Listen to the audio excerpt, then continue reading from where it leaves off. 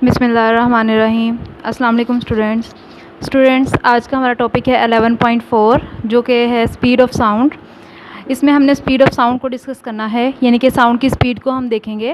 तो सबसे पहले जो हमने बात की थी वो हमने ये बात की थी कि साउंड जो है या साउंड वेव्स जो हैं वो मीडियम में से पास करती हैं, यानी कि उनको ट्रैवल करने के लिए किस चीज़ की ज़रूरत होती है, मीडियम की। अब अगर हम मीडियम की बात करें तो मीडियम तो हमारे पास एक जैसा नहीं होता। तो मीडियम हमारे पास बेसिकली 3 तरह के होते हैं, जिसमें सॉलिड, लिक्विड और गैस। तो अगर सॉलिड है, लिक्विड है, गैस है, तीनों की जो नेचर है वो क्या होगी, डिफरेंट होगी। इसका मतलब ये है कि स्पीड ऑफ साउंड जो है वो हर मीडियम में सेम नहीं होगी, क्योंकि मीडियम की अगर नेचर डिफरेंट है तो उसमें स्पीड भी क्या होगी, डिफरेंट होगी। तो यहाँ पे अगर हम देखते हैं और हमने ये चीज़ भी देखनी है, यहाँ पे इस क्वेश्चन का आंसर भी हमने देखना है कि कौन सा मीडियम ऐसा है जिसमें स्पीड ऑफ साउंड जो है वो ज़्यादा होगी और कौन सा मीडियम ऐसा है जिसमें स्पीड ऑफ साउंड कम होगी। तो अगर हम इसको देखें, अगर हम पहले सॉलिड की बात करते हैं तो सॉलिड के जो पार्टिकल होते हैं वो क्लोजली पैक्ड होते हैं, और लिक्विड के जो होते हैं उनके क्लोजली पैक्ड तो नहीं होते, लेकिन उनके जो पार्टिकल्स होते हैं वो भी क्लोज होते हैं। जबकि अगर गैसेस की बात करें तो उनके पार्टिकल्स दूर दूर होते हैं, उनका डिस्टेंसेस क्या होता है, गैसेस के पार्टिकल्स का ज़्यादा होता है। अब हम ये देखते हैं कि इन तीनों में से स्पीड में किस में ज़्यादा होगी, सॉलिड में, लिक्विड में या फिर गैस में। तो अगर हम गैसेस की बात करते हैं तो गैसेस के पार्टिकल्स दूर दूर होते हैं, जिसकी वजह से साउंड की वाइब्रेशन को एक पार्टिकल से दूसरे पार्टिकल से तीसरे पार्टिकल ट्रांसफ़र करने में थोड़ा सा टाइम लगता है, क्योंकि उनमें पार्टिकल्स में डिस्टेंस क्या है, ज़्यादा है। इसका मतलब ये है कि गैसेस में स्पीड क्या होगी, कम होगी। और अगर हम सॉलिड की बात करते हैं तो सॉलिड में तो पार्टिकल जो होते हैं वो क्लोजली पैक्ड होते हैं। इसका मतलब ये कि वाइब्रेशन जो है वो एक पार्टिकल से दूसरे पार्टिकल में, दूसरे से तीसरे पार्टिकल में, तीसरे से चौथे पार्टिकल में बहुत ईजीली और बहुत जल्दी, बहुत कम टाइम में क्या होती है, ट्रांसफ़र होती है, क्योंकि उनका आपस में डिस्टेंस क्या होता है, बहुत कम होता है। इसका मतलब ये हुआ कि सॉलिड में स्पीड सबसे ज़्यादा है और गैसेस में स्पीड सबसे क्या होगी, कम होगी। मतलब ये कि अगर पार्टिकल्स किसी मीडियम की नेचर इस तरह की है कि उसके पार्टिकल्स क्लोज होंगे, उसमें स्पीड ज़्यादा होगी। अगर मीडियम इस तरह का है कि जिसके पार्टिकल्स दूर दूर होंगे तो उसमें स्पीड भी क्या होगी, कम होगी। ठीक है, तो यहाँ पे हम इसको देखते हैं कि sound waves can be transmitted by any medium containing particles that can vibrate. Sound wave जो है वो ट्रांसमिट होने के लिए उसको किस चीज़ की ज़रूरत होती है, मीडियम की। और मीडियम में क्या चीज़ होती है, पार्टिकल्स होते हैं जो कि वाइब्रेट करते हैं या वाइब्रेट कर सकते हैं। They can not pass through vacuum, और ये चीज़ आप पहले पढ़ चुके हैं कि साउंड वेव जो है वो वैक्यूम से पास नहीं करती। ठीक है, however the nature of the medium will affect the speed of sound wave. अब जो मीडियम की जो नेचर है उसके ऊपर वो स्पीड ऑफ साउंड को क्या करती है, इफ़ेक्ट करती है। ये चीज़ मैं आपको पहले भी बता चुकी हूँ कि मीडियम की नेचर क्या करेगी, साउंड, स्पीड ऑफ साउंड, या हम कह सकते हैं कि स्पीड ऑफ साउंड जो है वो मीडियम की नेचर पे डिपेंड करती है। ओके, नेक्स्ट है in general the speed of sound in a liquid is 5 times that in gases. अब यहाँ पे एमसीक्यूज़ भी आता है, शॉर्ट क्वेश्चन भी आता है कि स्पीड ऑफ साउंड लिक्विड में गैसेस से कितनी ज़्यादा होती है। अब लिक्विड में भी गैसेस से स्पीड ऑफ साउंड ज़्यादा होगी, कैसे, क्योंकि लिक्विड के पार्टिकल्स का डिस्टेंस जो होता है वो गैसेस की निस्बत कम होता है। इसका मतलब ये कि लिक्विड में भी स्पीड ऑफ साउंड क्या होगी, ज़्यादा होगी एज़ कम्पेयर टू गैसेस। ठीक है, कितनी ज़्यादा होगी, 5 टाइम्स होगी। इसको अंडरलाइन कर लेना है आप लोगों ने एमसीक्यूज़ के लिए। नेक्स्ट है the speed of sound in solid is about 15 times that in gases. अब सॉलिड्स में भी स्पीड ऑफ साउंड ज़्यादा होती है, लेकिन कितनी ज़्यादा होती है, 15 टाइम्स ज़्यादा होती है। तो किससे, गैसेस से। तो ये दूसरा एमसीक्यूज़ बन गया आपका बहुत important. The speed of sound in air is affected by changes in some physical condition such as temperature, pressure and humidity etcetera. और जो स्पीड ऑफ साउंड है एयर में वो कुछ और फिजिकल कंडीशन पे भी डिपेंड करती है एयर की, जैसे कि टेम्परेचर है, प्रेशर है एंड ह्यूमिडिटी है। अगर प्रेशर, टेम्परेचर, ह्यूमिडिटी ये चीज़ें जो है वो वेरी करती हैं तो उसके साथ स्पीड ऑफ साउंड भी क्या करेगी, वेरी करेगी, साथ साथ चेंज होगी। ठीक है, नेक्स्ट है the speed of sound in air is 343 metre per second at 1 atmosphere of pressure and room temperature 21 degree Celsius. 21 degree Celsius यानी रूम टेम्परेचर पे हमारे पास जो स्पीड ऑफ साउंड है वो कितनी है, 343 मीटर पर सेकेंड होगी। एंड ये आपने एमसीक्यूज़ के लिए करना है। The speed varies with temperature and humidity. जैसे कि मैं आपको पहले बता चुकी हूँ कि स्पीड जो है, स्पीड ऑफ साउंड वेरी करती है टेम्परेचर के साथ, ह्यूमिडिटी के साथ, प्रेशर के साथ। The speed of sound in solids and liquid is faster than air. वही चीज़ मैं आपको दोबारा बता रही हूँ कि स्पीड ऑफ साउंड जो है वो सॉलिड्स में ज़्यादा होती है, लिक्विड में ज़्यादा होती है एज़ कम्पेयर टू एयर, क्योंकि एयर क्या है, गैस है। उसके बाद अब हमने स्पीड अगर फाइंड करनी हो किसी चीज़ की तो किस तरह से फाइंड करेंगे, हम ये वाला इक्वेशन लगाएंगे v is equal to F lambda. ये पिछले चैप्टर में प्रूव करके आ चुके हैं। एफ जो है वो फ्रीक्वेंसी है और लेमडा हमारे पास क्या है, वेवलेंथ है। तो इस इक्वेशन को यूज़ करते हुए हम क्या करते हैं, हम स्पीड ऑफ साउंड जो है वो फाइंड आउट कर सकते हैं। उसके बाद आपको यहाँ पे साइड पे टेबल नज़र आ रहा होगा। इस टेबल में कुछ स्पीड्स दी हुई हैं, स्पीड ऑफ साउंड दी हुई हैं डिफरेंट मीडियम की। ऐसे एयर में डिफरेंट टेम्परेचर पे गिवन है, उसके बाद डिफरेंट मीडियम की गिवन है। तो ये टेबल इंपॉर्टेंट है, ये आप लोगों ने करना होगा। इसकी स्पीड ऑफ साउंड स्पेशली ये एयर वाली तो आप लोगों ने लाजमी करनी होगी, ठीक है। उसके बाद यहाँ पे हमारा स्पीड ऑफ साउंड वाला टॉपिक जो है वो कंप्लीट हो गया। नेक्स्ट हमारा है measuring speed of sound by echo method. ये वाला जो टॉपिक है ये आप लोग खुद करेंगे इसको। ये एक्टिविटी है छोटी सी, बहुत आसान सी है, इसको आप लोग कर सकते हैं। मैं नेक्स्ट आपको जो टॉपिक पढ़ाऊँगी वो है नॉइज़ पोल्यूशन। तो इसमें हमने देखना है कि नॉइज़ पोल्यूशन क्या है।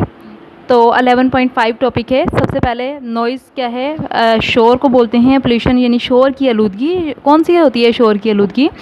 तो अगर हम देखें ट्रैफिक की बहुत ज़्यादा आवाज़ें या हॉर्न, ट्रैफिक के बहुत ज़्यादा हॉर्न बज रहे होते हैं, ट्रैफिक की आवाज़ें या कोई ऐसी मशीनरी जिनकी आवाज़ें बहुत ज़्यादा लाउड हों, जैसे फैक्ट्रीज़ में, तो वो सारी क्या है उसमें, उसको हम बोलते हैं नॉइज़ पोल्यूशन, ठीक है। उसको नॉइज़ बोलते हैं, तो नॉइज़ पोल्यूशन।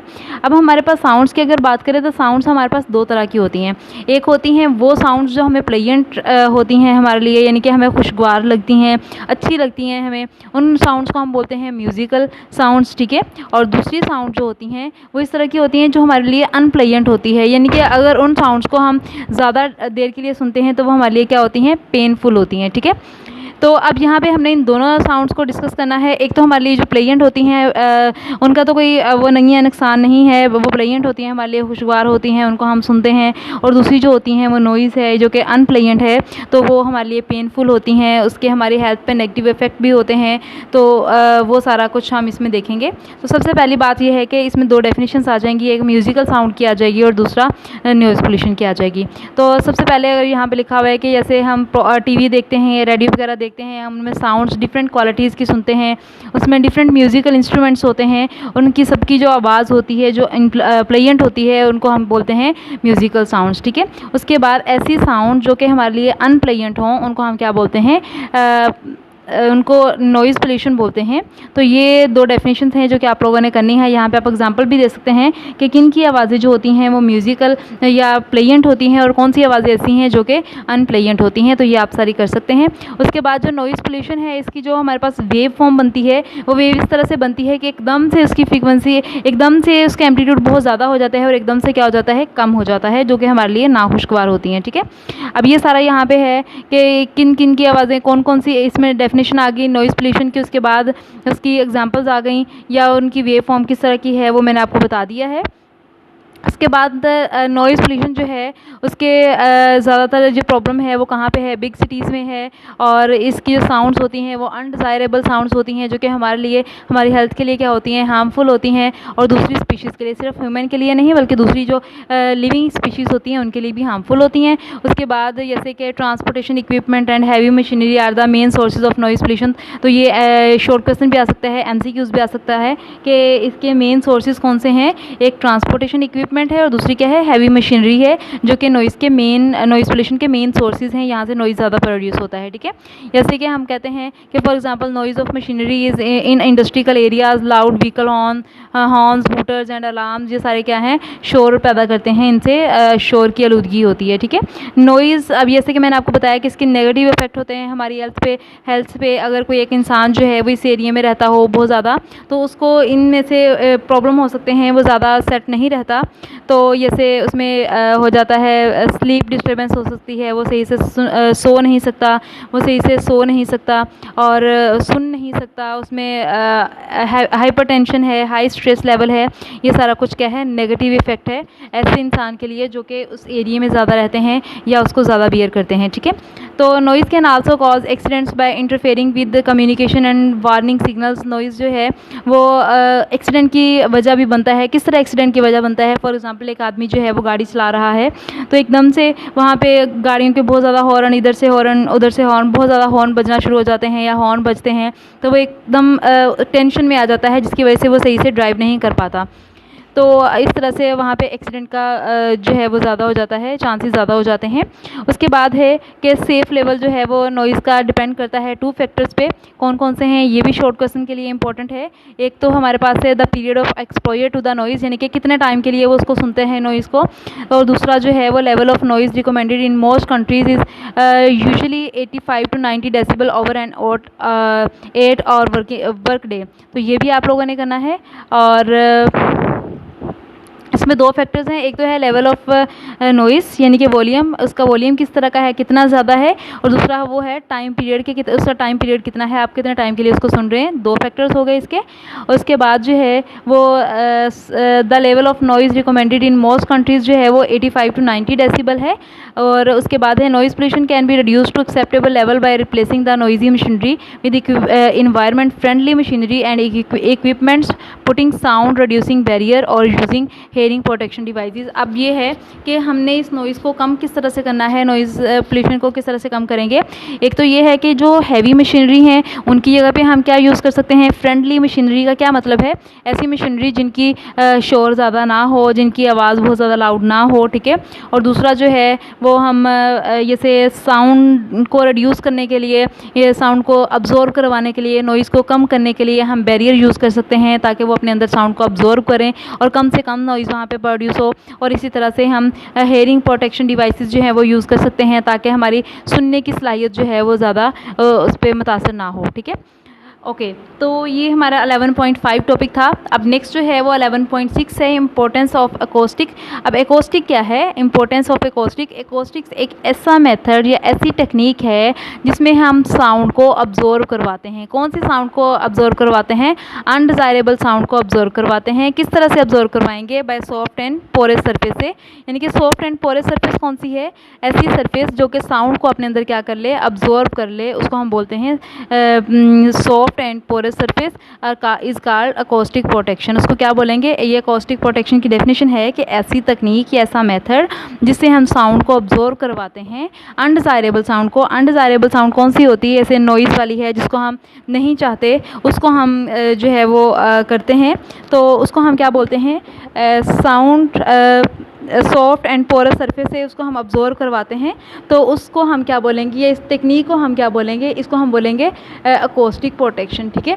तो अब अकोस्टिक प्रोटेक्शन जो है वो हम कहाँ पे यूज़ करते हैं, ये हम यूज़ करते हैं ज़्यादातर ऐसी जगहों पे यहाँ पे हमें साउंड जो है वो कम चाहिए होती है, या नॉइज़ प्रोड्यूस ना हो, या बहुत ज़्यादा रिफ्लेक्टिंग सरफेस हो, तो हमने उस रिफ्लेक्टिंग सरफेस से भी साउंड को क्या करवाना होता है, अब्जॉर्ब करवाना होता है। तो जैसे कि इसकी मैं आपको एग्जांपल दूं कि जैसे ऑडिटोरियम होते हैं या लेक्चर हॉल्स होते हैं, ये इस तरह के जो चीज़ें होती हैं, इस तरह की प्लेसेस होती हैं, तो वहाँ पे हमें ये वाला मेथड जो है वो यूज़ करना पड़ता है साउंड को मैनेज करने के लिए, ठीक है। तो सबसे तो पहले ये बात है कि साउंड को अब्जॉर्ब करने के लिए हम जो चीज़ें यूज़ कर सकते हैं वो हमारे पास हैं, जैसे कर्टन वगैरह हो गए, क्लीन हो गए, जैसे ये चीज़ें सारी हैं, ये क्या करती हैं, साउंड को अपने अंदर अब्जॉर्ब करती हैं और वहाँ पे नॉइज़ प्रोड्यूस नहीं होता, या वहाँ पे इको प्रोड्यूस नहीं होती, आवाज़ नहीं गूंजती, ठीक है। इको का आपको मैं पहले बता चुकी हूँ कि इको क्या है। उसके बाद अब यहाँ पे हम देख लेते हैं कि इसकी डेफिनेशन तो मैं आपको बता चुकी हूँ। उसके बाद ये भी बता चुकी हूँ कि reflection of sound is more prominent if the surface is rigid and smooth and less if the surface is soft and irregular. क्या मतलब है कि साउंड की जो रिफ्लेक्शन है वो प्रोमिनेंट कहाँ पे होती है, यहाँ पे हमारे पास सरफेस रिजिड हो और वो स्मूथ हो, ठीक है। और दूसरी जो है कि वो इरेगुलर कहाँ पे प्रोमिनेंट नहीं होती, यहाँ पे सरफेस हमारे पास क्या हो, इरेगुलर हो। अब सॉफ्ट और पोरस सरफेस मटेरियल जो है वो such as draperies and rugs absorb large amount of sound wave energy and the quiet echoes and softening noises. अब वहाँ पे क्या चीज़ होती है, इस तरह की जो चीज़ें हैं वो अपने अंदर साउंड को क्या करती हैं, अब्जॉर्ब करती हैं, और वहाँ पे इको प्रोड्यूस नहीं होती और नॉइज़ भी वहाँ पे नहीं होता, ठीक है। हम क्लियर आवाज़ को सुन सकते हैं। Thus by using such materials in noisy places we can reduce the level of noise pollution. तो इस तरह से हम ये मटेरियल यूज़ करके ऐसी जगहों पे यहाँ पे नॉइज़ बहुत ज़्यादा होता है, हम नॉइज़ को रिड्यूस कर सकते हैं, कम कर सकते हैं, ठीक है। However if the surface of classroom और public halls are too absorbent the sound level may be low for the audience. अब ऐसा होता है कि अगर हम ये सारा कुछ बहुत ज़्यादा अमाउंट में या बहुत ज़्यादा हम क्लासरूम्स में या पब्लिक हॉल्स में यूज़ करें, तो ऐसा पॉसिबल है कि ऑडियंस तक आवाज़ नहीं पहुंचेगी, या आगे आगे आवाज़ आएगी लेकिन पीछे वाले ऑडियंस तक आवाज़ नहीं पहुंचेगी। तो उसके लिए फिर हमें क्या करना पड़ता है, उसके लिए हमें कुछ और चीज़ें जो हैं वो करनी पड़ती हैं। जैसे sometimes when sound reflect from the wall, ceilings and roof of a room, the reflecting surfaces are too reflective and the sound becomes garbled. अब एक तो ये हो गया कि साउंड बहुत ज़्यादा अब्जॉर्व हो जाएगी तो ऑडियंस को सुनाई नहीं देगी, या फिर दूसरा क्या हो सकता है, या फिर दूसरा ये हो सकता है कि अगर साउंड जो है वो बहुत ज़्यादा रिफ्लेक्ट करे वॉल से, उसकी छत से, या फिर और भी इस तरह की चीज़ें फ्लोर से, ठीक है, तो वहाँ से बहुत ज़्यादा अगर साउंड रिफ्लेक्ट करती है तो डिफरेंट डायरेक्शन से जब साउंड रिफ्लेक्ट होकर आती है तो उसको हम बोलते हैं मल्टीपल रिफ्लेक्शन, ठीक है। उसकी वजह से साउंड क्या हो जाती है, उसमें बिगाड़ पैदा हो जाता है, साउंड प्रॉपरली या क्लियरली हमें सुनाई नहीं देती, ठीक है। इसको हम बोलते हैं रिवर्बरेशन। ये रिवर्बरेशन की डेफिनेशन है, this is due to multiple reflection called reverberation. इसको हम क्या बोलते हैं, रिवर्बरेशन बोलते हैं, ठीक है। उसके बाद है कि इन द डिज़ाइन ऑफ लेक्चर, अब फिर हम इसको किस तरह से सही कर सकते हैं, ना तो बहुत ज़्यादा साउंड ऑब्जॉर्व हो, ना ही बहुत ज़्यादा साउंड रिफ्लेक्ट हो। इसके लिए क्या करते हैं हम, in the design of lecture halls, auditoriums और theatre halls are balance must be achieve between reverberation and absorption. अब हमें क्या करना है, एक तो ऑब्जॉर्प्शन में और रिवर्बरेशन दोनों में हमें क्या करना है, बैलेंस रखना है, ना तो बहुत ज़्यादा ऑब्जॉर्व हो और ना ही बहुत ज़्यादा रिफ्लेक्ट हो या रिवर्बरेशन प्रोड्यूस हो। तो उसको बैलेंस करने के लिए क्या करना है, it is often advantages to place reflective surface behind the stage to direct sound to the audience. अब ऐसा होता है कि साउंड इस तरह से बनाया जाता है कि स्टेज के पीछे जो है अगर वहाँ से साउंड रिफ्लेक्ट होती है, रिफ्लेक्ट होने के बाद सीधी किस तरफ आए, वो ऑडियंस की तरफ आए, इस तरह से उनको क्लियरली आवाज़ जो है वो सुनाई देती है। तो जो लेक्चर हॉल्स होते हैं, इनकी जो सीलिंग्स होती हैं वो किस तरह से बनाई जाती हैं, वो थोड़ी कर्व बनाई जाती हैं, जैसे कि आपको इस डायग्राम में नज़र आ रहा है। जब वो कर्व बनाई जाती हैं तो साउंड यहाँ से रिफ्लेक्ट होने के बाद किस तरफ जाती है, ऑडियंस की तरफ जाती है, पूरे रूम में फैल जाती है, जिसकी वजह से साउंड नॉइज़ भी प्रोड्यूस नहीं होता, बहुत ज़्यादा अब्जॉर्प्शन भी नहीं होती है और साउंड भी क्लियर सुनाई देती है।